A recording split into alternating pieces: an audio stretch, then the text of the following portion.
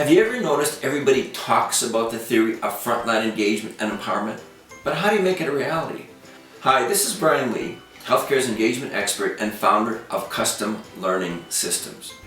This is License to Please Empowerment Bundle. It's tutorial number 1 of an 8-part series, and it's a crisp overview of the entire series and another way we model our vision of delivering kindness care everywhere. So the question of the decade is, how do you engage everyone to achieve a shift from renter to owner and patient advocate? Well, the answer is to educate them about the 7 key skills we teach called the License to Please Empowerment Bundle. The first one is service recovery. And the way we like to teach service recovery is that when you mess up, you fess up and dress up. Now, 98% of the time when things go wrong, all patients want to hear is a sincere, blameless apology. I'm so sorry, I apologize, that is not the way we do things around here.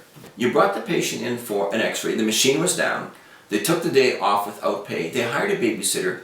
When did we decide our time was more important than theirs? So we need to empower everybody to dress up. And that means use their own good judgment. It might mean giving them a $10 gas card. We need to trust our frontline employees to make that judgment on their own for the convenience of the patient.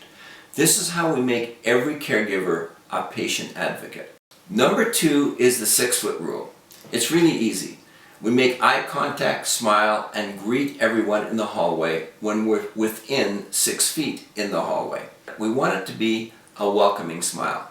Now, with COVID and with masks, would you rather meet this monster in the hallway or this person in PPE with a beautiful photo badge, or possibly this nurse with a giant smile on her mask? Number 3 is the no-pass zone. How important is a call-out? It's a big deal for a patient, and they want people to respond in a timely way, but that's not always possible because nurses get busy and CNAs get onto other things. So the concept here is everyone is empowered to answer a call-out if they're walking down the hallway.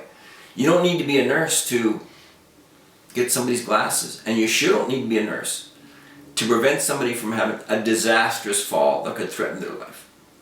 Essentially what we need to do, however, is realize there's a whole lot of caregivers who are not comfortable going into a patient's room.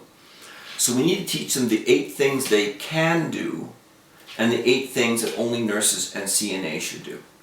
Because what we're doing here is we're making everybody not only a patient advocate, but a patient safety ambassador. Number 4 is the Live It Platinum Rule. When you're with a patient, you own the relationship with the patient until you hand them off to the next caregiver. Now, if you work in a clinic, that handoff might be making sure they know where they're going to the hospital the next day, who they're going to see, what paperwork they need to have, and so on. In other words, we all own that relationship till we hand them off to the next caregiver. So, about a year ago, I was on tech support with Apple trying to get my iPhone fixed, and it wasn't working, and the tech and I agreed that maybe I should talk to a supervisor.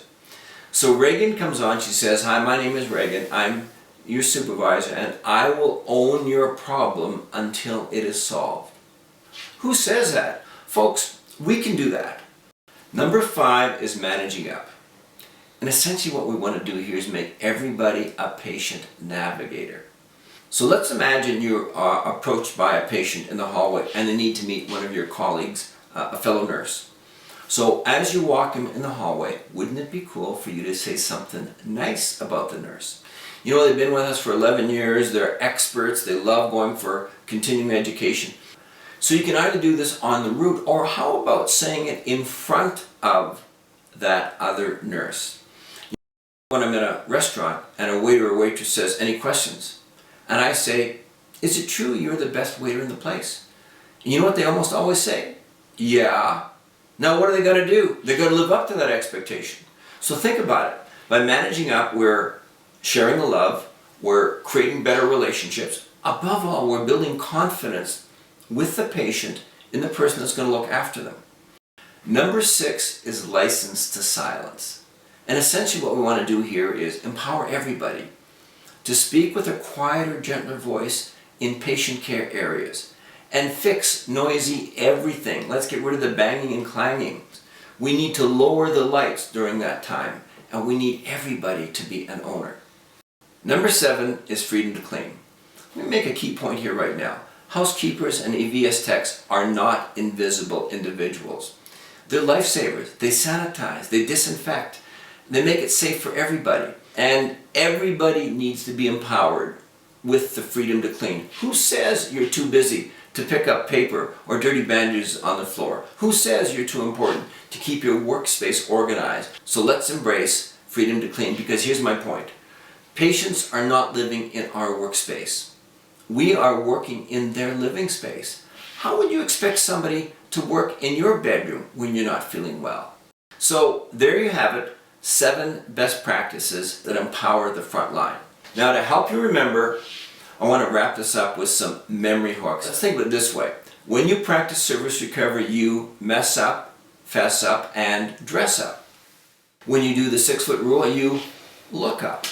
With the no pass zone, you don't pass up. With managing up, you manage up. With the platinum rule, you follow up. With license to silence, you zip up. And with freedom to clean, you clean up. And you know what's great? Once you've learned this, who can teach new hires? Now everybody can train up. The remainder of this series, I'll be sharing a tutorial for all of these 7 License to Please best practices. We're going to drill down on each tutorial with a step-by-step how-to education curriculum that you can learn from and share with your peers. Our next one is called Service Recovery. To support you in your goal of transforming your culture of renters to owners and patient advocates, I'd like you to have this License to Please toolkit. In addition to a step-by-step guide to implement this module, it comes complete with a total of 7 more engagement tools that provide a step-by-step guidance to help you make this concept a reality. Yours, just for the asking, by checking on the link below. If you feel this video has created value for you, please like and subscribe to our learning channel and join our Kindness Care movement. Post any ideas or questions or topic suggestions you have in comments, and please feel free to share this video with your peers and caregivers as much and as often as you want. Thanks so much for watching. This is Brian Lee, Healthcare's engagement expert, saying, let's go spread kindness care, and let's do it everywhere.